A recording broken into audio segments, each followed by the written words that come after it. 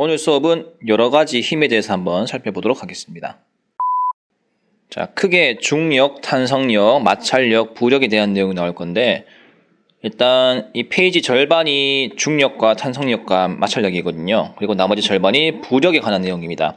부력이 많은 비중을 차지한다는 뜻은 그만큼 부력이 내용이 굉장히 중요하다는 뜻이죠. 그죠? 일단 한번 스피디하게 해보도록 하겠습니다. 먼저 중력을 좀 살펴보죠. 자, 중력이란 것은 지구가 물체를 잡아당기는 힘을 말합니다. 여기서 말하는 힘이란 것은요, 물체의 운동 상태나 모양을 변화시키는 원인이 되겠죠. 그죠? 공을 찌그러뜨리면 힘을 준 거 아니겠습니까? 그죠? 운동 상태 마찬가지입니다. 다음에 무게란 것은 중력의 크기가 되겠고요. 뭐 영어로 따지면은 웨이트가 되겠죠. 그죠? 웨이트. 이렇게. 단위가 뉴턴이 되겠습니다. 참고하십시오. 다음에 지구상에 있는 모든 물체는요, 지구 중심을 반드시 향하게 되어 있습니다. 그림을 보시면 A, B, C, D 모두가 중심을 향하고 있죠. 그죠? 그런 내용을 참고하시면 되겠습니다. 다음에 질량 같은 경우는 mass라고 불러주고요. 단위가 킬로그램이 있겠죠. 그죠? 1kg, 2kg. 물체가 가진 고유의 양이 질량이 되겠습니다. 질량이란 것은요, 장소와 관계없이 일정한 값을 말합니다. 그러니까 지구에서 60kg인 사람이 달에 가더라도 60kg이거든요. 그러면 선생님, 달라지는 것은 무엇입니까? 물어봤을 때 질량은 바뀌지 않는 것이고요. 단 무게라는 것은 장소에 따라 가지고 바뀔 수 있는 부분이거든요. 질량과 무게하고 개념이 똑같은 것처럼 느껴지겠지만 사실은 그게 아니고 무게는 장소에 따라 가지고 바뀔 수 있는 겁니다. 왜 그런지 좀 설명해 드릴게요. 여기 잠깐 보시죠. 무게는 일단 질량 곱하기 중력 가속도라고 불러줍니다. 무게를 영어로 쓰면요, small w군요. 웨이트의 약자고요. 질량 같은 경우는 mass입니다. 그래서 small m. 그리고 중력 가속도가 이제 g라고 불러주는데 gravity라고 중력 가속도라는 뜻인데 요 값이 지구에서는 평균적으로 9.8이거든요. 그래서 지금 교육 과정에서는 9.8 곱하기 이제 질량 이렇게 적어주기도 합니다. 참고하십시오. 여러분 이 공식이 위치 에너지 할 때 많이 쓰였잖아요. 그죠? 나중에 그 중3 내용이랑 연계되는 내용입니다. 자, 여기 공식 적혀있죠. 그죠? W는 mg라고 중력 가속도는 지구에서 9.8 평균값입니다. 자, 한번 단위를 좀 살펴보겠습니다. 아까 얘기했지만 단위 같은 경우는 예를 들면은 너 돈 얼마 있니 물어봤을 때 1돈, 2돈, 3돈이라고 얘기하지 않는다. 그지? 어떻게 얘기합니까? 100원, 200원, 300원이라고 얘기합니다. 돈을 물어봤는데 원을 대답한다는 것은 돈의 단위가 뭐다? 원 또는 달러. 됐죠? 그러면 무게도 단위가 있을 거란 말이야. 웨이트, 너 무게 얼마니 물어봤을 때 저 10뉴턴, 20뉴턴이에요. 이렇게 대답하는 것이고요. 너 질량 얼마니 물어봤을 때 저 1kg, 2kg예요. 중력 가속도 얼마니 물어봤을 때 숫자 9.8이라고 대답하시면 되겠습니다. 그러면 즉 이 뉴턴이란 것은 킬로그램에다가 9.8을 곱한 값이거든요. 예를 들면 1kg의 무게가 얼마입니까? 이렇게 물어봅니다. 자, 1kg이라는 것은 질량 아니가 그지? 무게란 것은 웨이트고. 그러면 공식에 의해서 W는 9.8m인데 여기다가 무게가 얼마냐 물어봤을 때 9.8에다가 질량 얼마인데 1kg 아니가 그지? 그래서 9.8 뉴턴이라고 적어줄 수 있단 말이야. 만약 10kg이면 98뉴턴 되겠죠. 그죠? 자, 이렇게 이론을 그림으로 한번 좀 표현해 보겠습니다. 지금 사람이 이렇게 서 있는데요. 일단 이 사람이 질량이 60kg입니다. 그러면 지구에서 이 사람 무게가 얼마냐면요. 60 곱하기 9.8이고요. 뒤에 단위 뭔데? 뉴턴을 붙여주겠죠. 그죠? 약 얼마 나올까요? 이게 10이니까 600뉴턴이 나오겠죠. 그죠? 정확하게 말하면 588점 얼마가 나올 거야. 자, 지구에서 질량과 무게가 이렇게 된 사람이 드디어 달에 가게 됩니다. 자, 달에 가게 되면은 질량이라는 것은 형태가 변하지 않는 그 고유의 값이거든요. 그래서 60kg을 유지를 합니다. 사람이 찌그러지거나 그런 상태가 아니야. 고유의 모습을 유지하되 단 바뀐 게 있다고 한다면 무게가 바뀌거든요. 왜 무게가 바뀌냐? 60 곱하기 뒤에 중력과 속도 값을 곱해야 하는데 지구는 9.8이거든요. 그런데 달 같은 경우는 이 중력 가속도의 6분의 1 되거든요. 그래서 9.8 곱하기 6분의 1을 곱해줘야 합니다. 여기까지. 아시겠죠? 그러면 대충 값이 얼마 나오냐면은 이걸 약 10으로 했을 때 그러면 뭐 약 한 100뉴턴 안 나오겠나 그자 100뉴턴. 자, 그럼 이제 그림 한번 그려볼게. 지구하고 달에 있을 때 사람은 똑같은데 지금 뭐가 차이점이 나냐면요. 여기 지구 같은 경우는 중력 가속도가 엄청 세요. 9.8이니까. 근데 달 같은 경우는 이제 어떻게 되냐면은 달은 요 정도. 지구 값이 6분의 1 정도 잡아당깁니다. 지구에서 볼 수 없었던 광경이 나오는데 그게 뭐냐면 여기서 점프를 한번 해보죠. 점프를 해보면 금방 올라갔다가 금방 내려가지 않겠습니까? 그죠, 여러분들? 맞죠? 그런데 달에서 똑같은 힘으로 점프를 하게 되면 어떤 일이 벌어지냐? 더 높이 올라갑니다. 1m를 점프했던 사람이 똑같은 힘을 가지고 점프하게 되면요. 거의 뭐 4m, 5m, 그럼 그냥 점프할 수 있겠죠, 당연히. 충분히 가능한 얘기 아니겠습니까? 그죠? 그러니까 농구할 때 지구에서 덩크를 못했던 사람들이 달에 가서 덩크를 할 수 있겠지, 그지? 뭐 그런 차이점이 딱 하는 거. 자, 그리고 요 내용을 응용해서 퀘스천 문제 잠깐 가볼 건데요. 이런 질문을 할 수 있습니다. 우주 정거장에서 질량이 60kg인 사람의 무게는 이렇게 물어볼 수 있거든요. 자, 우주 정거장이란 뜻이 뭐냐면요. 중력 가속도가 없는 곳입니다, 여러분들. 무중력 상태거든요. 그러면 G값이 0이기 때문에 어떤 일이 벌어지냐? 질량은 60kg이 되겠죠, 그죠? 근데 무게 같은 경우는 빵 뉴턴 됩니다, 여러분들. 무게가 없어요.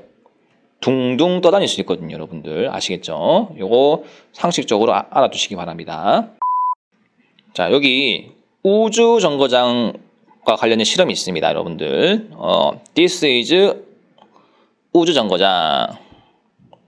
사람이 실험을 하는데, 자, 우주 정거장에 고무공하고 쇠공을 세팅해 놨습니다. 지금 무중력 상태이기 때문에 공이 떠 있거든요. 정지해 있는 상태입니다. 이 상태에서 자, 고무공과 쇠공이 나란히 있는데, 물론 이 부피는 같아요. 자, 사람이 시작해가지고 옆에서 후 하고 바람을 붑니다. 그러면 쇠공하고 고무공이 바람을 맞겠죠. 자, 그런데 쇠공은 무겁잖아. 고무공은 가볍고. 여기서 질량과 무게의 어떤 차이점이 나와요. 자, 한번 살펴보겠습니다. 1번, 쇠공하고 고무공은 둘 다 질량이 있죠, 당연히. 맞지? 너무 당연한 얘기지. 그런데 질량이 있음에도 불구하고 쇠공과 고무공은 둘 다 무게가 0이 나옵니다. 왜 그럴까요? 아까 얘기했잖아. 왜냐하면 중력이 0이기 때문에. 그죠? 엄밀히 따지면 중력 가속도가 0이라는 뜻이지, 그지? 자, 3번, 쇠공의 질량은 고무공의 질량보다 큽니다. 요거는 실험을 통해서 밝힌 내용이에요. 어떤 실험? 요 두 번째 실험. 왜 그러냐면요. 자, 첫 번째 실험은 무게가 없으니까 둘 다 둥둥 떠있지, 그지? 오케이. 무게가 0이란 것을 증명했고요. 이 실험에서는 공이 떠있음에도 불구하고 사람이 옆에서 바람을 불면 날아가는 속도가 다르죠, 그죠? 무거운 것은 멀리 못 가고 가벼운 것은 멀리 가잖아요. 빠르게, 그지? 그래서 고무공이 훨씬 더 같은 시간 동안 쇠공보다 빨리 갔습니다. 더 많이 갔죠. 속력이 빠르죠, 그죠? 그래서 가벼운 것이 당연히 잘 날아가기 때문에 쇠공의 질량이 당연히 고무공 질량보다 무거울 수밖에 없다 하는 거. 이걸 실험을 증명한 거야. 됐죠? 자, 그러면 중력 끝났고요. 다음에 마찰력 가보겠습니다. 마찰력 별거 없어요. 두 물체, 한 물체가 아닙니다, 여러분들. 두 물체의 접촉면에서 물체의 미끄러짐을 방해하는 힘입니다. 방해한대요, 방해. 자, 빗면의 재질과 마찰력과의 관계를 좀 살펴보겠습니다. 아래 그림은 물체가 미끄러지기 시작하는 기울기라고 했습니다. 재질에 따라 가지고 마찰력 크기가 다릅니다. 물론 여기 나무도막은 동일한 나무도막이거든요. 자, 왜 재질에 따라 가지고 마찰력 크기가 다릅니까? 책받침이랑 사포랑 지금 그 기울였을 때 나무도막이 내려가는 각도가 틀리니까 누가 마찰력이 더 크냐? 당연히 사포가 마찰력이 크겠죠. 30도가 돼야 겨우 내려갔으니까. 그죠? 이미 책받침 같은 경우는 15도에서 이미 게임 끝이잖아, 그지? 다음 두 번째가 뭐냐면 여기서 중력하고 마찰력을 좀 구분할 건데요. B 같은 경우는 마찰력인 거 아시죠? 빗면의 완전 반대 방향. 쉽게 말하면 A가 물체가 미끄러지는 방향이라면 마찰력은 그것을 방해하는 힘이니까 완전 반대가 되겠죠. 그죠? 다음에 중력은 D가 아니고 C거든요. C. 그러니까 이 그림에서 마찰력과 중력을 구분할 수 있느냐를 물어봤습니다. 자, 이렇게 참고하시면 되겠습니다. 중1 때 마찰력은 이 내용이 거의 전부예요, 여러분들. 자, 다음에 탄성력을 좀 살펴보겠습니다. 탄성력. 탄성력 같은 경우는 물체가 원래 모양대로 돌아가려는 성질에 의한 힘입니다. 루피가 고무고무를 했을 때 결국 그 늘어난 팔 길이가 다시 돌아오지 않습니까? 그죠? 그게 탄성력. 자, 탄성체는 뭐냐면요. 탄성을 갖는 물체를 말합니다. 용수철이 대표적인 것이고 고무 마찬가지고 태엽 그렇고 루피도 마찬가지죠. 여러분들. 탄성체입니다. 탄성체가 변형이 된다면 원래 모양으로 당연히 돌아가겠죠. 이 힘이 곧 탄성력이라고 불러줍니다. 자, 그러면 탄성력과 그 탄성체에 가한 힘과의 관계를 살펴볼 건데요. 용수철 원래 길이가 있어요. 그런데 여러분이 손으로 압축을 시켰다고 합시다. 빨간색 방향으로. 원래 모양이 바뀌었죠. 용수철 길이가 줄어들었으니까 탄성력이 어디로 작용할까요? 예, 손을 놨을 때 당연히 확장되는 방향으로 탄성력이 생기겠죠. 그죠? 반대로 원래 길이가 있었는데 이번에 쫙 느립니다. 사람이. 쫙 느리면 탄성력은 결국 돌아가려는 힘 아이가 그지? 이렇게 안쪽으로 돌아가려고 합니다. 됐죠? 그래서 이 그림을 가지고 정리할 수 있는 것이 자, 여기가 가고 여기가 난데 이쪽 그림 가. 자, 탄성력 방향은 바깥쪽이고 가한 힘은 당연히 안쪽이 되겠죠. 이때는. 다음에 나 같은 경우는 탄성력이 안쪽으로 간다는 얘기는 가한 힘이 바깥쪽으로 작용한다 하는 거. 서로 반대라는 뜻이지. 그치? 정리해보면은 탄성력은 탄성체의 가한 힘과 반대 방향으로 작용한다 하는 거. 여기 키포인트야. 됐지? 자, 탄성력의 크기와 탄성체의 변형 정도에 대해서 살펴볼 건데요. 여러분 그 종이를 이렇게 집게로 찝을 때요. 종이 두께가 얇으면 당연히 가한 힘도 좀 작거든요. 이렇게 눌러준 만큼 이제 집게가 살짝 이렇게 벌려주죠. 그죠? 그런데 엄청나게 종이가 두껍게 되면은 여러분들 그만큼 눌러줘야 될 힘도 세지잖아. 그지? 뭘 말하고 싶냐면 탄성체, 즉 집게가 많이 변형이 될수록 이렇게 벌려주는 이 정도 많이 변형될수록 탄성력도 커집니다. 탄성력이 뭡니까? 강한 힘과 반대되는 방향으로 가려는 그 힘 아니겠습니까? 그죠? 그렇게 기억하시면 되겠습니다. 탄성력 어떻게 표시할래요? 탄성력은 이렇게 요 방향이 요게 탄성력 아니겠나 그지? 대신 탄성력 방향까지도 적어주시면 잘 적은 겁니다. 자, 다음에 물체의 무게 맞추기. 원래 길이가 5cm예요. 그런데 여기다가 나무 도막을 다니까 7cm로 늘어났습니다. 얼마가 늘어났을까요? 2cm가 늘어났죠. 됐지? 자, 그러면 오른쪽에 도표 잠깐 살펴보겠습니다. 실험을 해보니까 자, 2cm가 늘어났을 때 이때 나무 도막 무게를 살펴봤습니다. 4N이 나왔어요. 그렇다면 뭐 어떤 무게를 10N 달았을 때요. 얼마 늘어날 건지 예상할 수 있겠죠. 그죠? 간단한 실험을 통해 가지고 앞으로 어떤 일이 벌어질지 예상할 수 있단 말이야. 그러면 질문해보자. 위에서 물체 12N을 달게 되면 용수철 길이가 전체가 얼마인가 이렇게 물어봅니다. 2N일 때 1cm가 늘어났지. 맞나? 그러면 물체가 12N이면 몇 cm가 늘어난다고? 예, 비례식에 의해서 6cm가 늘어나겠죠. 그죠? 자, 근데 여기다가 답을 6cm라고 적으면 여러분 틀려요. 왜 그런지 아십니까? 전체 길이 물어봤잖아. 그러면 원래 처음 길이가 있을 거 아니가? 무게 달기 전에. 기존에 5cm 여기 있죠. 여기다가 12N일 때 늘어난 길이 6cm를 합치면 전체 길이가 얼마인데? 예, 11cm가 나오죠. 그죠? 네, 이런 내용이 중학교 1학년 때 나왔습니다. 여러분들 참고하시면 되겠습니다. 자, 밑에 이제 없죠. 여기까지가 탄성력, 중력, 마찰력 내용이었고요. 자, 오른쪽 드디어 오늘의 메인입니다. 부력. 부력이 워낙 중요하다 보니까 제가 기본 내용과 심화 내용을 좀 이렇게 구분했거든요. 자, 먼저 부력이 뭔지 한번 보겠습니다. 액체나 기체가 그 속에 있는 물체를 위로 띄우려고 하는 힘이 부력이라고 하는 거. 중력과 반대 방향이거든요. 먼저 액체에 의한 부력을 좀 살펴보겠습니다. 고무공을 억지로 손으로 잡고 있습니다. 물속에서. 자, 손을 놓게 되면 고무공은 어떻게 되는가? 일단 위쪽으로 튀어 오르겠죠. 자, 고무공 같은는요 아래 방향으로 잡아당기는 중력이 존재하거든요. 원래 같았으면은 가라앉아야 정상인데 튀어 오르지. 이게 무슨 힘이야? 고무공을 물 위로 띄우는 부력입니다. 부력이 훨씬 세기 때문에 공이 위로 튀어 오르는 거야. 아시겠죠? 만약에 중력이 클 것 같으면 이 물체는 가라앉습니다. 됐나? 자, 이번에 기체에 의한 부력을 좀 살펴보겠습니다. 여기 열기구 있고요. 열기구. 자, 요 주변이 다 공기잖아, 그지? 기체고. 열을 가하면 열기구는 어떻게 되는가 물어봅니다. 일단 올라가죠. 열기구가. 그죠? 중력이 있음에도 불구하고 위로 올라갑니다. 그러면 정리해보면은 열기구를 아랫방향으로 잡아당기는 중력보다 반드시 뭐가 크다고? 윗방향으로 띄우는 부력이 훨씬 크다 하는 거. 그죠? 자, 이 액체 기체를 통해서 부력에 대해서 한 번 더 유식하게 좀 정리해봤습니다. 자, 1번. 물체에 작용하는 부력의 크기가 위로 가는 거죠. 중력의 크기보다 크면 물체는 반드시 중력을 거슬러서 어디로 간다? 올라간다. 뭐 떠오른다. 이런 표현을 쓰면 되겠죠. 그죠? 다음 2번. 자, 2번 같은 경우는 1번의 또 다른 표현이야. 부력의 크기가 중력의 크기보다 크면 액체나 기체 속에 있는 물체는 반드시 위로 떠오른다. 예, 1번, 2번 똑같은 내용이야. 이 표현만 달려있을 뿐이지. 자, 3번. 일단 부력은 물속에서나 공기와 같은 유체, 여기서 말하는 유체라는 것은 흐르는 성질이 있는 물체입니다. 물 흐르죠. 공기도 흐르죠. 맞죠? 이런 흐르는 녀석이 유체라고. 이 속에서 뭔가 잠겨 있을 때 반드시 부력이 작용합니다. 인간도 항상 부력이 작용하는데 다만 중력이 더 크기 때문에 이 사람이 뜨지 못하는 거야. 아마 공중부양한다고 한다면 여러분들 의심해 봐야겠죠. 그죠? 네.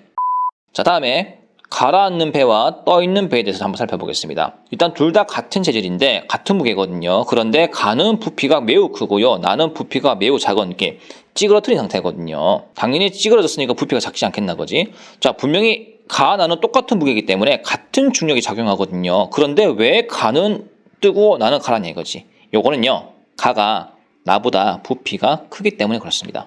여기 가라고 적어줘. 가. 자, 그러면 예측해보죠. 아, 이걸 보니까 물에 잠긴 물체의 부피가 부력에 뭔가 영향을 미치는구나. 자, 이런 추측을 할 수 있거든요. 배가 잠기면 이만큼의 부피가 발생하겠죠. 맞죠? 그러면 잠긴 부피가 크면 클수록 그만큼 밀어내는 부력도 훨씬 큽니다, 여러분들. 이게 결론이거든요. 부피하고 잠긴 부피와의 그 관계가 거의 비례관계로 보시면 돼요, 여러분들. 얘 같은 경우는 잠긴 부피가 가에 비하면 덜 하지, 그지? 나는 쉽게 말하면 부력이 작은 거야. 가는 부력이 클 수밖에 없고, 잠긴 부피가 이미 가에서 끝나버렸거든. 그지? 엄청 크지, 뭐, 가가. 자, 요 내용을 응용한 게 오른쪽 내용입니다. 자, 부력 문제. 여기 용수철이 있고요. 물체다 나왔습니다. 물체의 무게가 10N 나왔네요. 그런데 멀쩡한 이 물체에다가 물을 떠놓고 담궜습니다. 담그니까 용수철 무게가 6N이 나왔어요. 물이 있다 보니까 아무래도 중력과 부력이 작용하겠죠. 중력은 이상 없는데 부력 때문에 지금 물체의 무게가 완전 감소했지. 그러면 부력 값을 찾을 수 있다? 중력이 10N이라고 했을 때 부력이 얼마일까요? 예, 4N입니다. 어떻게 계산했습니까? 10N에다가 요 값을 빼면 남는 게 부력이거든요. 됐죠? 물 덕분에 완전 이득받지. 물체의 무게가. 됐나? 만약에 어떤 이렇게 저울이 있는데 그 양팔 저울 이게 중심이야. 여기다가 10N의 무게 달고요. 여기다가 똑같이 10N을 달면은 당연히 이 공평하겠죠. 근데 여기다가 물을 이렇게 담게 되면요. 부력 때문에 뜰 거 아니가. 그럼 무게가 6N이 된다 이거 그지? 이 저울은 어떻게 될까요? 아마 무거운 쪽으로 기울겠죠. 이런 식으로. 됐죠? 이런 내용도 참고하시면 되겠습니다. 부력 때문에. 자, 다음에 부력 문제 두 번째 문제. 자, 질량은 같고 부피가 다른 물체의 부력을 비교해 보겠습니다. 여기 지금 500g의 추가 있어요. 사실 그림이 한 이 정도 되거든요, 여러분들. 너무 뻥튀기 했는데 사실 이 정도 스케일이야. 자, 오른쪽은 뭐냐면 쇠구슬을 몇 개 다 이렇게 채워가지고 만든 500g이 있습니다. 얘는 한 방이고 얘는 이제 자지구지한 것들을 이렇게 모아놨죠, 그죠? 똑같은 무게인데 차이점이 있다면 얘는 부피가 작은데요. 얘는 플라스틱 통에 담아가지고 좀 부피가 큰 통에 이렇게 집어넣은 거거든요. 부피에서 이미 끝나버렸어. 여기 비교해보면은 500g의 추는 물에 넣기 전에 5N이었고요. 쇠고슬 담은 컵도 물에 넣기 전에 5N인데 근데 물에 넣고 나니까 이 추의 무게가 3.4N 감소했죠. 부력이 작용한 거지. 1.6N만큼 맞지? 여기 적어주시고요. 그 다음에 쇠고슬 같은 경우는 지금 엄청난 부피를 갖고 있잖아, 그지? 자, 그런데 쇠고슬 담은 컵 같은 경우는 부피가 워낙 크다 보니까 부피가 크면 클수록 부력도 엄청 커지거든요. 그래서 이 결과적으로 눈금 봐봐. 0.8N 나왔어요. 4.2가 중괄했다니까? 그 4.2가 누구 때문에 이제 사라졌냐? 부력 때문에. 부력이 이만큼 먹었거든요. 단순히 부피만 차이 났을 뿐인데 얘는 3.4N만큼 무겁고 얘는 고작 0.8밖에 안 돼요. 똑같은 500g의 무게를 설정해 놓고 최대한 가볍게 만들어 봐라. 이 물체가 5N이 안 나오게. 그러면 당연히 물을 쓰는 사람이 이기겠죠. 물을 쓰더라도 부피를 크게 한 녀석이 이기겠죠. 더 가볍게. 됐죠? 머리가 좋으면 물 쓰고 부피 잘 활용하려면은 이 무거운 500g짜리 무게를 정말 가볍게 만들 수 있다 하는 거 기억하시면 되겠습니다. 자, 퀘션 정리해 볼게. 똑같은 물속인데 왜 부력의 크기가 다릅니까? 뭔가 부피와 관련된 게 나와야 되겠지. 한번 보겠습니다. answer. 물에 잠긴, 요 말이 되게 중요하지. 물에 잠긴 추의 부피보다 쇠구슬을 담은 컵의 부피가 더 크기 때문에 결국은 부력이 훨씬 크고 무게가 훨씬 작다 하는 거. 됐죠? 매우 중요한 내용이에요, 이 내용이. 자, 하나 더 해볼게요. 자, 부력 문제 3번. 부피는 같고 둘 다 잠긴 물체의 부력을 물어봅니다. 아, 이거 좋은 문제네요. 비교하기 좋게. 고무공, 쇠구슬 둘 다 부피가 똑같아요. 다만 여러분들 느낌상 아시겠지만 쇠구슬이 무겁겠지 당연히. 일단 기본적으로 질량은 쇠구슬이 훨씬 무거울 수밖에 없겠지. 그리고 둘 다 똑같은 부피로 잠겼죠. 맞나? 그러면 물어봅니다. 아니, 질량이 얘가 무겁긴 한데 둘 다 잠긴 부피가 똑같네. 그러면 부력은 과연 누가 더 클까라고 이렇게 물어보시는데, 다시 한번 말하지만 부력은요, 잠긴 부피와 관련이 있고요, 질량과는 관련이 없습니다, 여러분들. 별표. 그래서 쇠구슬이 아무리 질량이 큰다 한들 부피가 똑같잖아. 둘 다 잠겨 있고 잠긴 부피가 똑같다 보니까 결국 부력도 얘가 만약에 10N의 부력이 작용한다면 얘도 10N의 부력이 작용해요. 똑같습니다. 여러분이 부력을 잘 몰랐더라면 실수로 부력은 고무공이 가벼우니까 잘 뜨지 않을까라고 하는데, 가라앉은 입장에서는 또 얘기 달라지지, 그지? 무조건 잠긴 부피를 보고 판단하는 것이야. 만약에 쇠구슬이 같은 부피가 아니고 부피가 2배다, 2배. 고무공의 이거 A배고 얘가 2배 2A면은 당연히 부력 크기가 2배 커지겠죠. A에 비해서. 그죠? 아시겠죠? 자, 4번 문제. 자, 부피는 같고 A는 다 잠겼고요. 그 다음에 B는 반만 잠긴 상태입니다. 그러면 물어볼 수 있는 것이 1번과 2번이 있는데, 자, 1번 부력이 누가 크냐고 물어보거든요. 부력은 질량 생각하지 마요. 질량 필요 없고 부피가 다 잠겼는지 보면 돼요. A하고 B가 부피가 같음에도 불구하고 A는 다 잠겼지, B는 절반 잠겼고, 그래서 A가 클 수밖에 없는 거야. 됐죠? 2번 부력과 중력 방향을 표시해보라고 했는데, 그거 쉽지 않습니까? 일단 부력 같은 경우는 윗방향으로 이제 작용하겠죠. 다만 이 화살표가 부력이 크기거든요. B는 A만큼 크진 않겠죠. 대신. 그리고 중력 방향은 아랫 방향으로 작용합니다. 지금까지 부력에 대한 내용을 좀 살펴봤는데, 이 부력에 관한 내용을 핵심 한 줄로 요약하자면요, 이겁니다. 부력은 질량과 관계없고요, 오로지 여기다 잠긴 부피, 이렇게 적으시면 잠긴 부피하고 관련이 있다 하는 거 아시겠죠? 아까 종이배 잠깐 봤잖아, 그지? 우리 왜 그 바다에 짐을 실은 막 배가 이렇게 가지 않습니까? 우리는 좀 불안하지 않나? 짐을 가득 실으면 배가 가라앉을까 봐 되게 조심스럽잖아, 그지? 근데 그게 아니고 무거우면 무거울수록 많이 잠기겠지. 잠긴 만큼 다시 부력이 윗방향으로 떠받쳐 주겠지. 그래서 안전하게 떠다니면서 갈 수 있는 거야. 자, 여러 가지 힘에 대해서 제가 좀 개략적으로 살펴봤는데, 여러분이 잊고 있었던 그 공식이라든지 단어를 제가 좀 리마인드 시켰거든요. 여기서 좀 더 깊게 들어가면 그게 곧 통합과학 내용이고 물리 원투 내용이거든요. 특히 부력 같은 경우는 왜 질량에 관계가 없는지 그 이유를 증명하는 내용이 나와요. 그래서 여러분들이 그 내용을 증명하는 내용을 이해하려면요, 중학교 때 배웠던 기본 베이스 내용을 쌓고 들어가야지 이해가 가는 것이지, 중학교 내용을 다 까먹고 바로 부력 내용을 이해한다는 것이 쉽지 않거든요. 그래서 이 영상을 통해서 여러분이 기초를 다지는 데 좀 큰 도움이 되었으면 좋겠습니다. 자, 오늘은 여기까지 하고 다음 시간은 이제 생물, 원핵 생물계, 원생 생물계 많이 까먹었잖아, 그지? 그 내용을 할 거야. 자, 오늘은 여기까지 하겠습니다. 수고했습니다.